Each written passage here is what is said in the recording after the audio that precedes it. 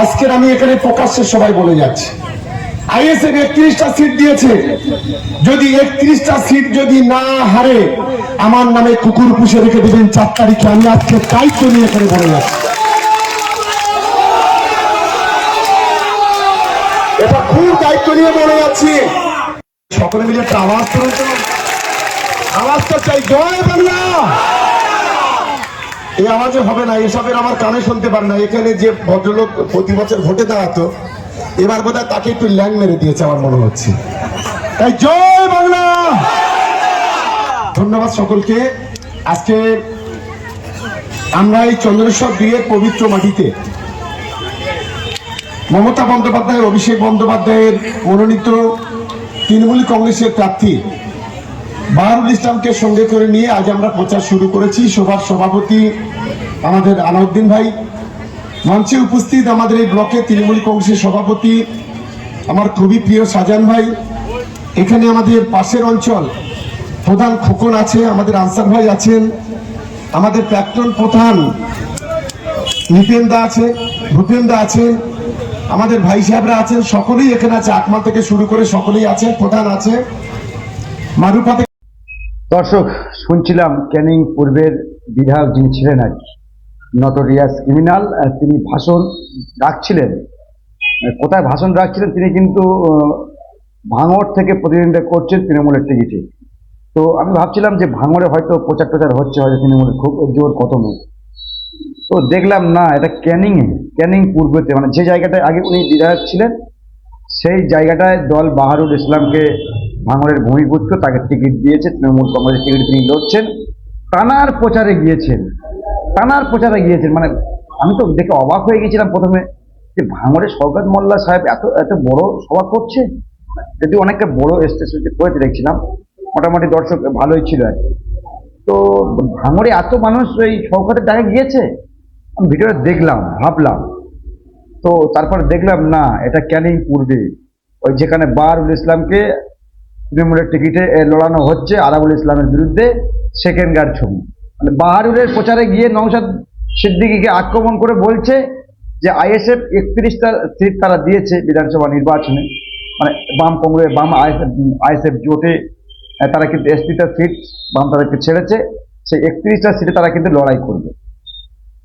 তো 31টা সিটে নাকি মানে আইএসএফ হেরে যাবে, তাদের জামানত জব্দ হবে, উনি এখান থেকে ম্যাপ হিসেব কষে ফেলবে। বিরাট বড় জ্যোতিষী তো শওকত সাহেব, বিরাট বড় জ্যোতিষী, আগে তো উনি জ্যোতিষী ছিলেন। তো বলছে 31টা সিটে যদি না হেরে যায় আমার নামে কুকুর পুষে রাখবেন। আরে আপনার নামে কি কুকুর পুষে রাখবে? আপনার নামে কুকুর পুষে রাখলে কুকুর ভয় করবে? আপনাকে তো সার্টিফিকেট আব্বাস সিদ্দিকী সাহেবের দিয়ে দিয়েছে জাহান নামের কুকুর। তো বেসিক্যালি আবার নতুন করে আর আমাদের কিছু দিতে হবে না, বা জনসাধারণের কিছু দিতে হবে না। আমি ভাবছি এত গ্যারান্টির সঙ্গে বলছে, কনফিডেন্স নিয়ে বলছে আপনারা কি লুট করবেন। আমার তো দর্শক ভয় হচ্ছে যে আপনারা হয়তো লুট করবেন। এত গ্যারান্টির সঙ্গে কিভাবে বলছেন যে 31 নওশাদ সিদ্দিকীরা হারবে, ভাঙড়ে হারবে? ভাঙড়ে আপনার জামানত জব্দ হবে, ভাঙড়ে শওকতের জামানত জব্দ হবে, শওকত সাহেবের জামানত ভাঙড়েই জব্দ হবে। আর উনি বলছে আমার নামে কুকুর পুষে রাখবে। আরে আপনার নামে কুকুর পুষে রাখলে কুকুরও মানে ভয় পাবে যে কি নামে আমার ডাকছে রে বাবা, কুকুরও ভয় পাবে।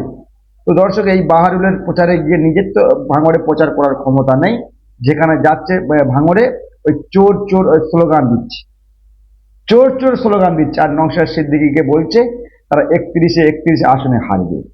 আপনি আগে কোথায় যাবেন সেটি ঠিক করুন, পিয়ারে যাবেন কি কোথায় যাবেন সেটা আগে ঠিক করুন।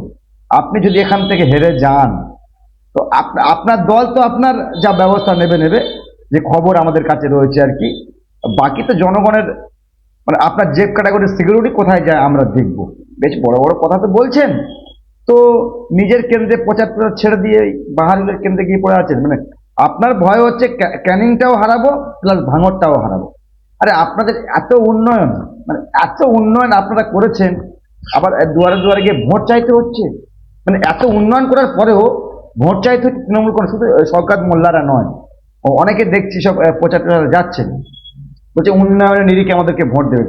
অভিষেক বন্দ্যোপাধ্যায় দক্ষিণ 24 পরগনা 2 দিন সভা করলেন, তো ভালো পরিমাণে একটা মানুষের সাড়া ছিল। আমরা বলছি যে আপনারা এত স্থির দিচ্ছেন, যুবশ্রী, কন্যাশ্রী, রূপশ্রী, যুব সাথী, এত মানে প্রকল্প আপনারা দিচ্ছেন, তারপরে আপনাদের মানে প্রতি বাড়িতে বাড়িতে যেতে হচ্ছে, মানে এত দুর্দশা আপনাদের মানে এসে গিয়েছে, মানে প্রতি বাড়িতে বাড়িতে গিয়ে আপনাদের হাত জোর করে ভোট চাইতে হচ্ছে। মানে এটা তো ভাববার বিষয় রয়েছে না। বাড়িতে বাড়িতে যাবে, আর বিভিন্ন দল যারা কন্টেস্ট করছে, যারা ভোটে লড়ছে, নতুন দল যাদের ভোট পার্সেন্ট নেই, তারা বাড়িতে বাড়িতে যাবে, গিয়ে ভোট বিনিময় করবে, ভোট চাইবে। আর আপনাদের দল ইন্টারন্যাশনাল দল, আপনারা ক্ষমতায় রয়েছে, তিনবারের ক্ষমতায়, মানে উন্নয়ন এত করেছেন রাস্তাঘাটের, মানে সে তো আর যা উন্নয়ন হয়েছে সেটা আর বলে কাহিনি। মানুষের কর্মসংস্থানের কোনো ব্যবস্থা নেই, খালি ভিক্ষা ভিত্তি আপনার সরকার চলছে, ভিক্ষা ভিত্তি, ভিক্ষা দিয়ে সরকারটা চলছে অ্যাকচুয়ালি, সেটা সত্য কথা আর কি। মানে চাকরি বাকরির কোনো নামই নেই, মানে কল কারখানার কোনো, আপনারা বলুন যে এই 15 বছর এই সরকার রয়েছে, 11 থেকে আজ 21, মানে কটা কল কারখানা হয়েছে পশ্চিমবাংলায় বলতে পারবেন? এই হিসাব আপনাদের কাছে নাই, আপনারা বলতেও পারবেন না, হয়নি তো আপনারা বলবেন কোত্থেকে? তো এই ভাষণবাজি আপনাদের করতে হবে, আর দুয়ারে দুয়ারে গিয়ে ভিক্ষুকদের মতো আপনাদের ভোট চাইতে হবে। আপনার উন্নয়নের সরকার না, তো উন্নয়ন দিয়ে ভরে দিয়েছেন। এখন সব দেখছিলাম ভোটের আগে যে সমস্ত লিস্ট ছিল, আবাস যোজনা, বাড়ি, সব দিদিকে বলো ফোনে, সব প্রচুর পরিমাণ এক একটা বুথে প্রায় 50-60টি করে মানে ঘর ঢুকেছে আমার জানা মতে। আমার তো বুথে প্রায় 250-র অধিক ওই পাকা বাড়ি আপনারা দিয়েছেন। তারপরেও মানে প্রচারে যেতে হবে, তারপরেও বাড়িতে বাড়িতে যেতে হবে। ভোট ভোট যদি আপনাদেরকে কেউ দেয় একবার, তারপরে তো আপনাদের আর দেখা থাকবেন না।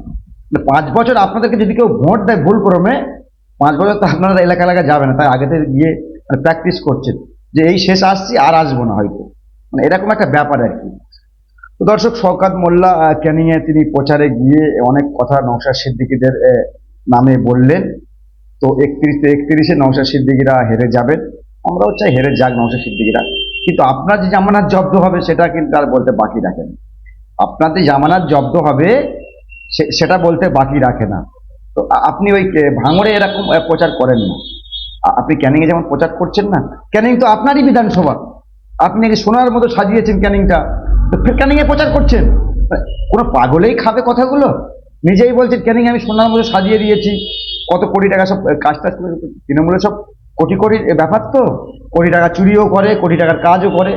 তো কোটি টাকার কাজ করেছেন, তো প্রচার করছেন আবার গিয়ে নিজের বিধানসভা কেন্দ্র ছেড়ে দিয়ে আবার বাহারুলের বিধানসভা কেন্দ্রে গিয়ে প্রচার করতে হচ্ছে। আরো দর্শক আমরা দেখবো, আরো ভোট কাছে আসবে, নির্বাচন কাছে আসবে, হয়তো কারো সব পাটা ধরে ফেলবে। দেখছিলাম ভাঙড়ের এক ভিডিও ভাইরাল হয়েছিল, একটা ভোটের জন্য নাকি শওকত সাহেব বাড়িতে গিয়ে বসে আছে, ভোটেন যে দিদি আমাকে ভোটটা দেবেন। ভোট চাইছেন কেন? ভোট তো আপনাদের মানুষ মাথায় করে নিয়ে গিয়ে আপনাদের ভোট কেন্দ্রে ভোট দিয়ে আসবে, যা উন্নয়ন আপনারা করেছেন। তো আসলে ওসব গল্প আর খাবে না শওকত সাহেব, আপনার বিদায় ঘন্টা বেজে গিয়েছে। তবে আবারও বলছি, এই শওকত সাহেবেরা ভোট লুট না করে কোনো দিনও জিততে পারবে না, কোশ্চিন কালে জিততে পারবে না, ওই ভোট না লুট করে।